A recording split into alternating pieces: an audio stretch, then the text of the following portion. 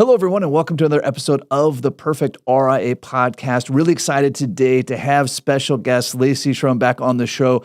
Lacy and I, we're both super nerds. I don't want to call Lacy a super nerd. She can defend herself in just a second. We love the numbers. We love the data. And specifically, Lacy's focus is around billing. And in today's episode, we're going to talk about that for so many advisors, fees and billing are some sort of like afterthought, like a necessary evil that I'd just rather not deal with, even though it's literally the lifeblood of our practice. And it's probably one of the biggest compliance areas that we can possibly have. Like, in other words, you don't ever want to screw that up. It's also this enormous revenue opportunity in your practice that is almost always untapped. So in today's show, we're going to jump into that, and we're going to talk about Lacy's revenue dashboard that she's making available to the entire TPR audience. So with that, Lacy, welcome to the show. Thanks so much for having me. Well, let's nerd out. Happy to be here. Yeah, it's always good to have you here. Well, let's nerd out on the revenue dashboard. Something you and I are both very, very, very passionate about, dare I say obsessed, is that advisors are leaving incredible amounts of revenue on the table in the form of they've told their client the fee is X, we'll just say 1% for easy discussion, and they're billing substantially less than X. And for me, this was sort of a soapbox type of thing, but for Lacy, for you, it's real numbers. Like, you're seeing these real numbers in practices through your software, SmartKX. Yes, and I do want to correct what you said. You had mentioned they told the client it was X. They're actually sometimes telling themselves that it's X. It's true. Right? Which is where you and I kind of found some common ground. Is advisors are so surprised when they get in and look at their numbers that because, we've given a discount or we've done some no bills or we've done different things, they're actually not what they expected when the numbers come out. So yeah, we've done AUM fee calculations for years at SmartKX and have now started introducing a lot of dashboards and analytics based on user feedback. They want to see, what are my numbers? Where can I improve? What is everyone else doing? So we're starting to give that to them. Yeah, no, I love that. And you're right. We tell ourselves these stories like, hey, it says in my ADV or says in my advisor agreement, my fee is 1%. Therefore, I'm charging 1%. And I have just never, including myself, like I'll own this for myself, I have never seen it come very close to the stated number. Like, there is always a significant disparity. In fact, I think, Lacy, you and I once discussed, like, what are you seeing the average actual billing on most accounts? Because I can think of the number I see most often, but I'm curious your number. Yeah, I've been seeing like high 60s, probably 67, 68, Yeah. up until like 75, a little under 80. Yeah, no, and that's what I see as well. Now, typically, you're seeing it very granularly, like you're seeing it on the account level and on the practice level. But I'm often seeing an advisor will come to one of our coaching things and we'll say, "Hey, let's do financial undressing." And again, we'll use easy numbers. They'll say, "Hey, we have $100 million in assets under management, and at 1% with $600,000 of gross revenue."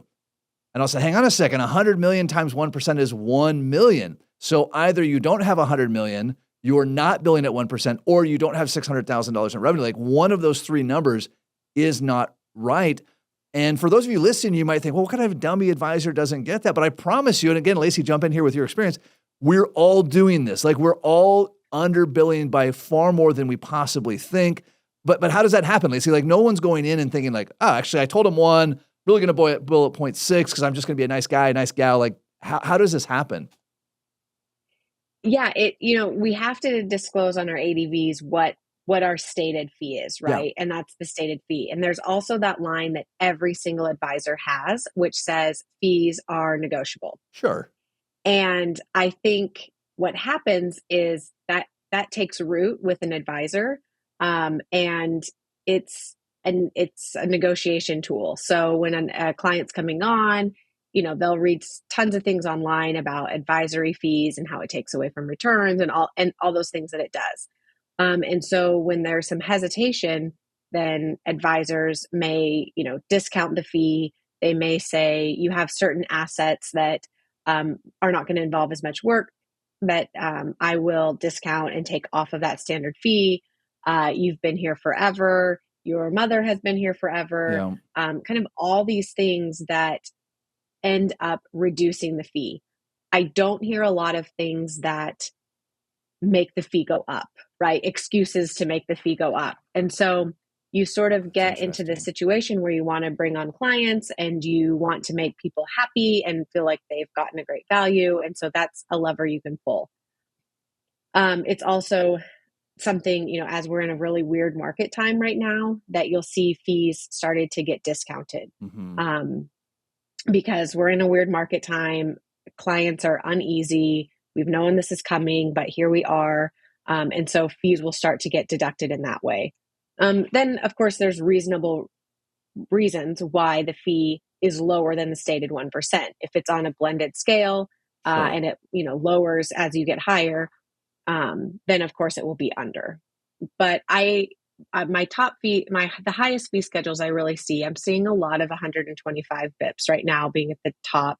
And then I see higher than that. Like I see up to two and a quarter Really? of the Well, stated fee schedules. Yeah. yeah. Well, we're gonna have to chat about that because my good friend and co-host Micah Shalansky, um, I guess his fees are disclosed in his ADV, so I'm not revealing like confidential information here. Like he's typically it has to be. it has to be, right? I just want to make sure, like, I'm like, am I Mhm. telling Micah's private information? Like, here's his cell phone number. No, he's typically a 175 fee.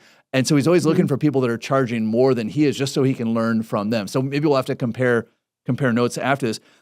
Totally agree on all those points you brought up. It feels like in your experience, and again, correct me if I'm misreading this, advisors aren't sitting down with a prospect and saying, hey, my fee's normally 1, and because I want to work with you, I'm charging 0.8. It feels like it's more like they quote the fee at 1, and then they run through all this head trash of, well, I'm not going to bill on cash, and I'm not going to bill on this concentrated position, and I'm not going to bill on the 529 account, and I'm not going to bill on their kids' Roth. And we start making all these exceptions till we get from 1 down to this 0.6, 0.7, which, again, one at a time, it feels like no big deal. But a practice doing with $100 million in assets, they're leaving, in this example, $400,000 a year on the table, often with no benefit, because they're not explicitly going to the client saying, hey, listen, I'm going to give you a discount as a strategic business decision. Their head trash is just telling them like, hey, maybe I'm overcharging this client. So without even getting credit for it, I'm going to give them a discount. I'm curious, Lacy, what you see. Yeah, I actually see both those scenarios, Okay. the one you said at the beginning. It's I don't want to discredit the advisor because but I do understand about the head trash and about the when a client has questions or starts just asking questions about what you're going to do and what value they're going to get. It feels really good and it's easy. And I'm a business owner, I get it, to start lowering your fees, maybe even before they ask. Yeah. Or, of course, if they do ask, find some way to meet them there. That feels really good. But I think as you give a lot of reasons, and there's business reasons, there's compliance reasons, there's valuation reasons. It's really hard to maintain that and to maintain a growing and thriving business over time. If you're looking to exit, if you're looking to raise capital, if you're looking to take some time away from the business, those things are really hard to maintain. And at some point, the rubber meets the road. Yeah. Yeah, it really is. I've found it super helpful in my practice to have really specific written rules on billing. So not just our policies and procedures, like not just our billing contracts. So that's a whole issue. Like we could chat about that. One of the things I know that Smart KX does really well is making sure that your advisory agreement matches what's actually happened, matches what's in the ADV. That's a great place to get in a lot of trouble. But we have internal rules. Like one of ours is any account that we're liable for, we charge a fee for. Now, for advisors listening, they're like, what do you mean liable for? Well, any account that has my name on it as the advisor is an account that can be named in a lawsuit. And Murphy's Law is kind of like the account you're not getting paid on is the one that you'll get named in the lawsuit. And so you might think, well, why have that rule? Well, it helps me stay true to mine. So when I'm feeling like, hey, listen, you know what? I'm not going to charge on this account. You know what? That account is still on my ADV. I'm still liable for that. And what tends to happen is the account that I discount, I don't pay as much attention to because, I mean, it's a discounted fee. Like I'm not charging on that account. I either get resentful or I get negligent on that, and that's the one that will come back and bite me. But I'd be curious, Lacy, what are some other mindset things that you've seen helpful on not falling into this trap of, hey, I'm going to discount because I'm doubting my value? Yeah, I love that you freely tell the story about how your mind works when you do this, because I don't think a lot of, I would say advisors, but just people in general, like it's hard to be that open and honest about it. So that's really special for your listeners. Um, So one of the parts of the dashboard, so we have a dashboard within our app that automatically generates, and then we have a DIY Excel you can download and put some data in and get this return. But one of the metrics that we look a lot at is this overall blended rate. And I've seen some advisors, once they check where this rate is, so let's even say it's 70 bips, as we talked about. Every time they bring on a new client, like their goal is I'm going to raise that average, or even I'm going to maintain that average. Every time they bring on a client, if it's not maintaining or raising with the fee, then that's a loss. They're losing money on that new client. So what's the point of bringing them on? We are here to serve clients, but we're also here to make money and run a business. So that metric gives them a line in the sand that if they get pressured or pressure themselves to say, I'm going to bill under my average rate when my goal is to maintain or to grow that average rate, it gives them the confidence to be like, no, I can't do that. And the confidence even to go to the client and say, here's what our average rates are. And like, I can't run a business and be underneath that. Yeah. No, So that's been spot on. really helpful and just like a quick hit for them of just like, I know what my average is and I at least don't want to lower it. Yeah, I think that's a great approach. Yeah, and thanks for noticing. I try to be really honest on the show just because it's like stuff I wish I had learned. Like early in my career, I thought everybody had their figured out. I guess not my career, like just in my life. I thought everybody had their stuff figured out. Lacy, you clearly have your stuff figured out, so I don't want to loop you in with my craziness. But one of the things that I found that really just help in life is to understand where, I don't say where you have deficiencies, just like where you don't have as many strengths. So like an example of mine is if I sit down with a client and they want to negotiate on fees, I will negotiate myself down to zero. Like that's just like, that's not a strong suit for me. Like I'm a people pleaser despite what people see on LinkedIn. And so if a client's like, hey, Matthew, we really want to reduce, I'm like, all right. And can we come in on Saturdays? Yeah, sure, we can come in. And can I come and borrow your car this week? Yeah, sure, you can borrow my car this weekend. So I just have to have these really hard and fast rules. Otherwise, it slips. I want to talk about your revenue dashboard because awareness is so much of the issue. And we do this as advisors for our clients, right? We say like, here's your retirement projection. Here's the rate of return on your account. Like, here's your tax situation. We talk to clients in very concrete numbers. And then there's these areas where we don't really want to look. Like I don't really want to know what my blended rate is because it's probably lower than I think it is. Like I don't really want to see my list of exception accounts because it's probably more than I think. But if we're going to succeed, we have to do this. And we have to avoid this trap of I'll raise my fees or I'll fix this issue when. Like, well, when I bring on 10 more clients, then I'll start charging everybody the same fee. The thing is you'll never get there. Like if you're stuck at some level and you're saying, hey, I'm not going to change until I get to the next level. It's like saying, hey, I'm not going to quit eating potato chips until my six-pack shows back up. Like that's not going to work. And so I love this revenue dashboard that you've built. In fact, for listeners, we'll have it in the show notes, theperfectria.com/smartkx. You can put in your email address, get a copy of this revenue dashboard, and then Shelby and her team and myself as well will look at that. Or Shelby, I'm sorry, Lacy. Geez, I was just talking to Shelby Nichols. It was a great episode. Sorry, Lacy and her team. Lacy and her team will look at this thing. But how do we take this from the high level down to the granular level? Like, are you going with advisors and saying, hey, let's go account by account? Like, let's really look on this report and say, how many exceptions do you have? Yeah. So this report gives you the high level metrics. Yeah. So the one that you'll be able to download, it's DIY, it's outside of our product. Yep. You'll put in some really basic metrics, which you should have, or you should be able to get, like your AUM, your actual fee, and then how many clients you have. And it will return to you your blended rate, how much money you are leaving on the table, if that blended rate is under what your stated fee is, and then show you that over time. So how that average is changing over time. In our app, we have that as well as the ability to show you your individual clients and how they stack up against that blended rate. So, your blended rate is 60 bips and you have 68 bips and you have someone at 60. Those will be indicated. And then of course, we give you the ability to change the fee schedule with your client agreement, finalized and sent out immediately. So you can identify the problem really quickly and turn around and send it. And then on our spreadsheet that we'll download, We will have pieces coming. We're growing that over time, the DIY. So you'll be able to put in your clients and have those compare to your average. So you can see what's under and what's possibly over. The over is also a compliance issue that needs to be Big addressed. compliance issue. Yeah. So having those in there, but we're trying to make the spreadsheet and the DIY be as easy as possible for advisors to put in the least amount of information and really get some solid numbers to start with. Yeah, no, I think that's great. It occurred to me as you were talking about how in your software program, it goes account by account.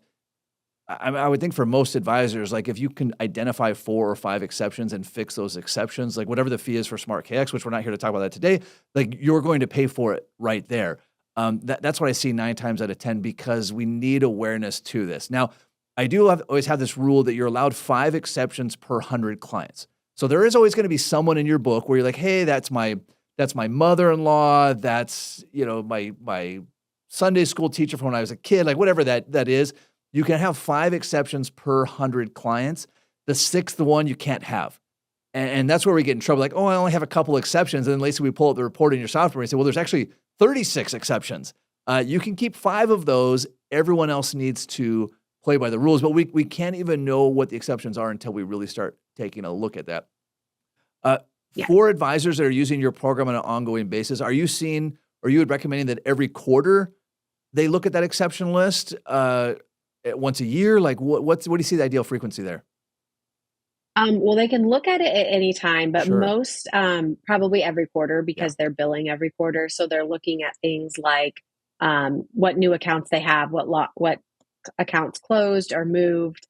And it's part of the review process that when you are looking at your upcoming billing, so we're in April, most advisors were really heavy into the system mid-March, looking at new accounts, insufficient cash. That's a great time to review those things because you are billing for a quarter of the year for 3 months on April 1st. And if you want to really hold yourself accountable to that as an advisor listening here, this is something, it's funny the things that we did that worked really well and then we stopped doing them, right? When I was really accountable for growth, every calendar quarter, I never did my billing myself. I always had a team member do that.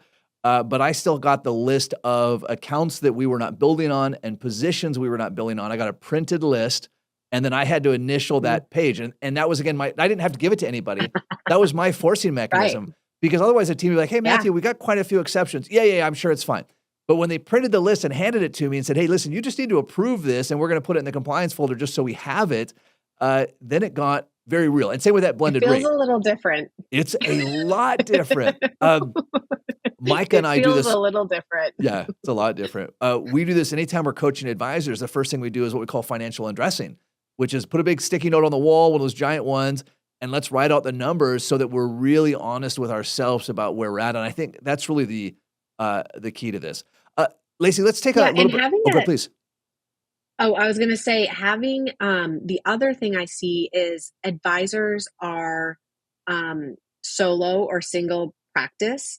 And so it's sort of like being a lawyer or, running your own business by yourself, unless you have somebody who holds your feet to the fire.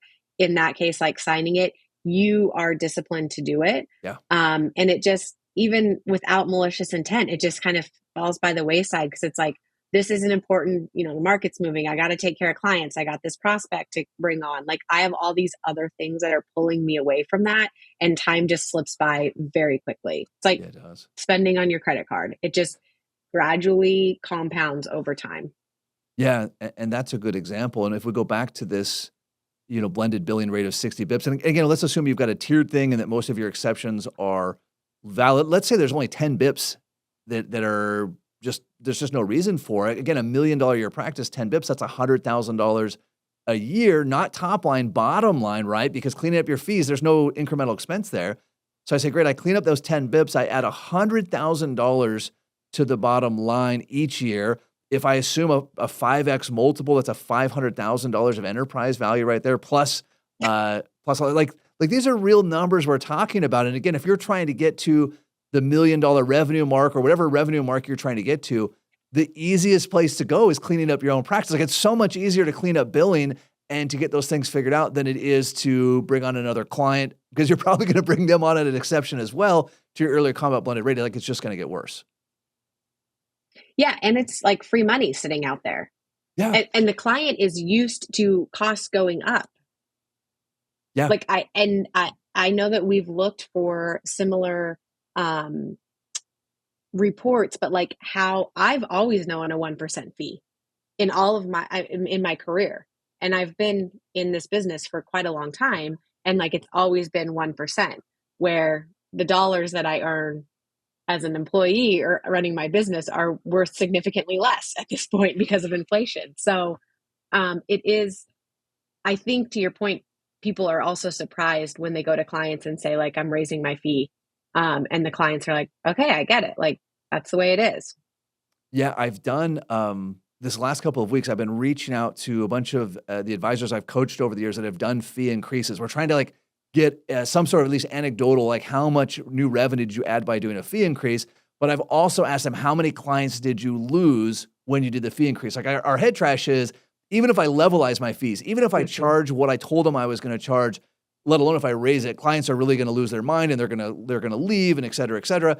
And I've yet, Lacy, to find an advisor who lost more than 3 clients from a fee increase, just 3. And all of them said, you know what, they were clients that I probably should have already graduated. Like, they were on the fence. Like, I knew, I was almost relieved that they left. It was never, not once, one of their best clients.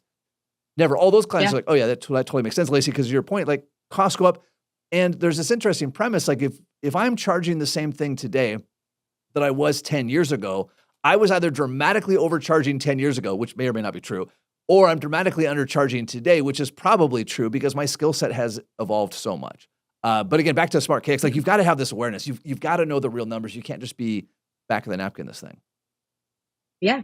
And like, having the real numbers just gives you so much more confidence and power. And it just makes you feel better when you have the numbers behind you, having what are supposed to be uncomfortable conversations. I talk to acquirers and I put this dashboard in front of them and I'm like, do the people you're acquiring have this information? And they're like, no, it's back of the napkin. I said, if they showed up to the table with this piece of paper, like, how would that impact your conversations? And they're like, they'd be better. They'd be faster. We'd be like getting to the brass tacks much easier. And I'd feel much more confident investing all this time and resources doing this due diligence, because you're already 10 steps ahead of most any other advisor out there. Yeah. You know, this is a little off topic, but same theme, which is this same analysis of where the money's coming from can help you get a better idea of your true net numbers, which again, no matter what channel you're on, someone's taking a piece of the action. Now, if you're a pure RIA channel, you're the only one taking a cut of the action, you're still going to end up with the same expenses. But so often I meet advisors and they don't actually understand like what's being charged to the client's account. Mm-hmm. In other words, like, what's the full in load? So you say, well, I'm at a 97% payout.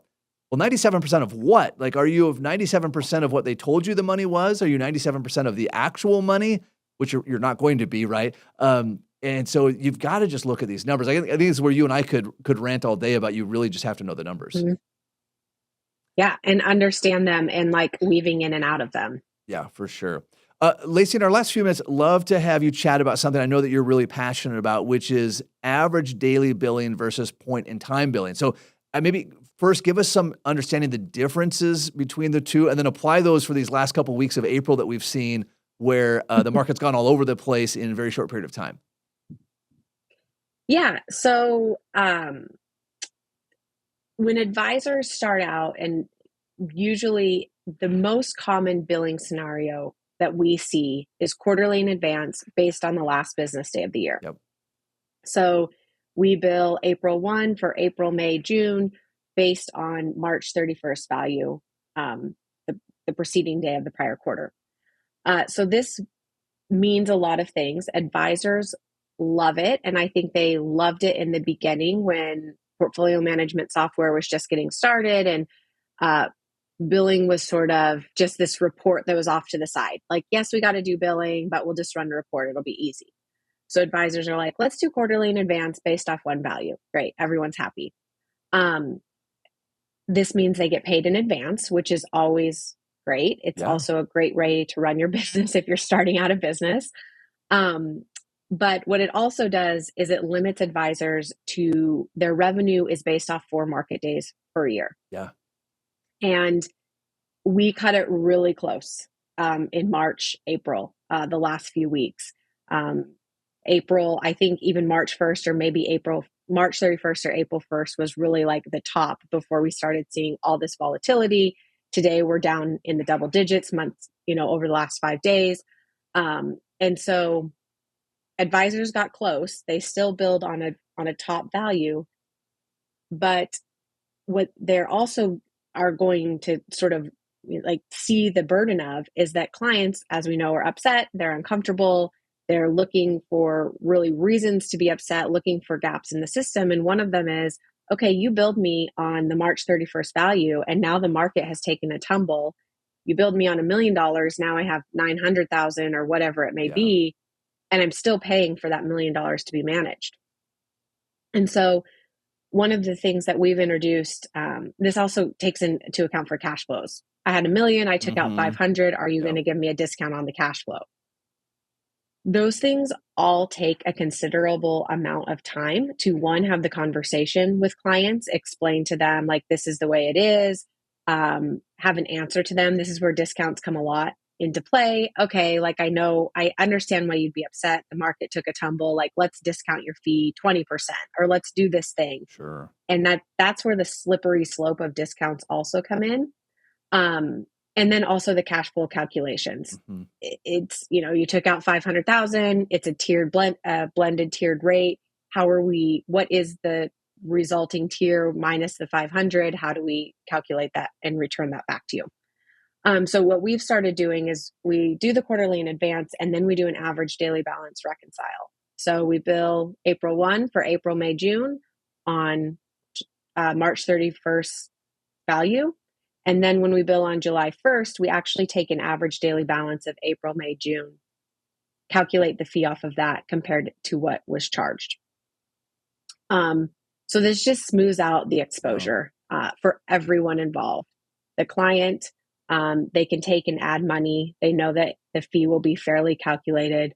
The market, if there's movement in the market, the client will be paying a fee that is accurate based on the market movement, and the advisor is still getting to be paid quarterly in advance. Yeah. So they don't have to switch to do an arrears billing if they're running their business off in advance. So we've heard from advisors that they're really appreciative of this in this market, because it just takes that awkward conversation right off the table. If a client asks, they can simply tell them, yeah, we do an average daily balance reconcile at the end of the quarter, so it all evens out to what the market has been. That ends the conversation. You're not going into discounts. You're not going into further conversation with the client where they can start digging. It just stops the conversation. So we've done a lot of math on the fees. Does it make a difference in the fees? Probably not. Yes, fees, it goes up over time. Great. The market does. It's not necessarily the fees that's the big differentiator. It's just the time and the compassion towards clients who are already very unsettled, that issue is just wiped off the table. So it's worked really nicely, and I'm happy for the firms that have implemented it. And every firm is in an uncomfortable situation right now with clients. Even if you're the best firm on the planet, it's still hard. You're still having hard conversations, but luckily fees aren't one of them. Yeah, I like that approach. Personally, I'm less concerned about it in times of market turmoil. Not that I disagree with your approach there. I'm less concerned about the market turmoil and more, and you mentioned this briefly, which is when clients have big cash flows in and out, right? So if I bill on April 1 and on April 15, the client pulls out $500,000 to buy a new house, there's some CYA, some compliance issues there that I billed on that $500,000 that they withdrew. There's a case to be made like, hey, do I need to prorate that fee? And these are things that are rarely going to come up, but there's still things that could come up. They could definitely come up. The SEC is definitely becoming more and more stringent on how fees are calculated. Lacy, I know it's something you're passionate about. Does your advisory agreement match what's actually being taken out with what the client signed with your ADV? And so I think this is going to become more and more an issue. So I applaud firms like yourself that are getting ahead of this, saying, hey, listen, really the best option here is average daily. So we're not worried about these issues of market volatility, which is a client perception thing, or big money movement. A client closes an account, doesn't leave you, but closes an account. How are you handling that? So excited to see how that goes. Please. Thanks. Or even putting in, they sold their house. They're sitting on a bunch of cash to buy another house. It happens to be March 20th. And then, we get to April 15th before they buy a house or write out a tax check. And I would even hear stories about clients, advisors will say, oh, that client specifically takes money out at the end of the quarter or won't deposit money at the end of the quarter because they don't want to be billed on it. It's like, this is ridiculous. Like, this day and age, nobody should be doing that. The client shouldn't be doing it, and the advisor shouldn't even know or be thinking about that. But an advisor, you talk about advisors, us, kind of lying to ourselves or telling us ourselves untruth. Any advisor that bills quarterly in advance who's not watching the market at the end of the quarter is a liar. No. We told her. It's like the only time I watch the market is the last week of the quarter. I'm like, what's the market at? Like, come on, let's stay up. So, well, Lacy, as always, super enjoy our conversations. The revenue dashboard, which again, as you mentioned, is a very, very light version. The goal, and you and I collaborated on the sum, this is most of your, the goal is to give everyone a starting point, right? Like, this is not the same thing that you're going to get if you license SmartKX, but it's going to give you a starting point. You can go to the perfectria.com/smartkx, and you can download a copy of that. And I would encourage everyone to do that. And if we get a lot of traction on this, we'll look at possibly doing an expanded version. Of course, the most expanded version would be get SmartKX and have it run on all your billing so that you really know. I would definitely encourage that. Well, really for everyone. But as I mentioned earlier in this episode, I know that's a weak area for me. A weak area for me is wanting to make exceptions. And so I need a forcing mechanism to make that stronger. So again, Lacy, thank you so much for your time. And for all of our listeners, until next time, happy planning.